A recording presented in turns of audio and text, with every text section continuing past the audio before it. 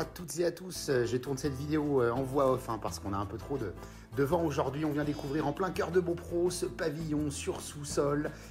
Il est juste extrêmement bien placé, cœur de Beaupro, la Sablière, bâtiment avec construction des années 70 avec beaucoup de travaux qui ont été faits à l'intérieur. Vous le voyez, un enrobé ici pour desservir un deuxième garage idéal éventuellement pour caravane et camping-car. Le garage principal est déjà assez grand et carrelé, vous le verrez tout à l'heure, avec une petite pièce ici qui pourrait faire office de studio ou de chambre d'appoint en tout cas. On est sur une parcelle qui fait plus de 950 mètres carrés de terrain, à l'abri des regards. Alors j'ai pas de soleil aujourd'hui, mais ici on est plein sud à l'arrière, pas de vis-à-vis, une haie pour se protéger, des aménagements paysagers, quelques pavés, vous le voyez.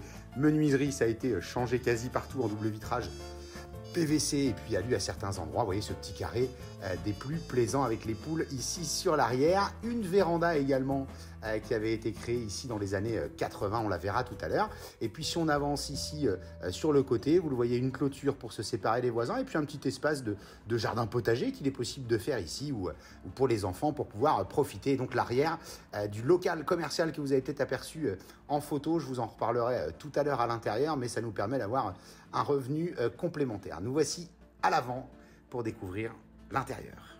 Avec cette belle porte alu avec une tierce qui s'ouvre devant nous et vous allez découvrir donc les volumes de cette maison. On a 140 mètres carrés habitables ici. C'est propre, ça a toujours été entretenu. Vous avez un petit hall d'entrée avec un mur de refend, mais qui pourrait tout à fait être ouvert avec un IPN si on le souhaitait. Et puis là, un petit jeu de cloison, mais déjà un espace de vie des plus agréables. Regardez les deux grandes ouvertures de ce côté-ci, chauffage central. Et on est sur une chaudière au fioul, mais avec des thermostats. Et une chaudière Viessmann de surcroît qui, sauf erreur, a été changée en 93, si ma mémoire est bonne. Cheminée avec un insert pour venir justement faire quelques économies d'énergie. Et puis donc une lumière traversante. On a le sud à l'arrière, le nord devant. La cuisine de ce côté-là aménagée d'une certaine époque, mais les carrelages ne sont plus d'origine, ça avait été refait. L'installation électrique a été retravaillée à plusieurs endroits. Vous avez le charme ici, vous voyez, des poutres apparentes.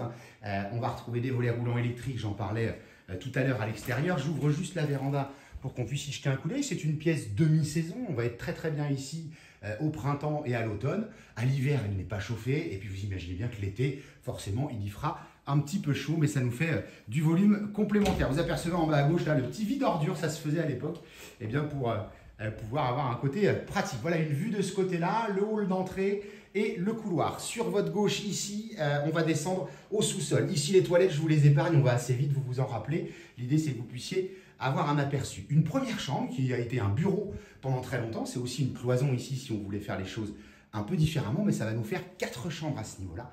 Une salle d'eau qui avait été refaite en tout cas pour la partie douche avec un bac résine, et puis on a 2 vasques de ce côté-là, une fenêtre qui a été modifiée là aussi, et puis un couloir qui va distribuer traditionnellement les 3 autres chambres, un parquet ici massif, sur le fond une 3e chambre là, un parquet flottant pour celle-ci, c'est très propre. Alors il y a la déco bien évidemment qu'il va falloir repersonnaliser, et la 4e chambre, certaine avec des placards. Allez, je termine cette vidéo avec un petit visuel du sous-sol.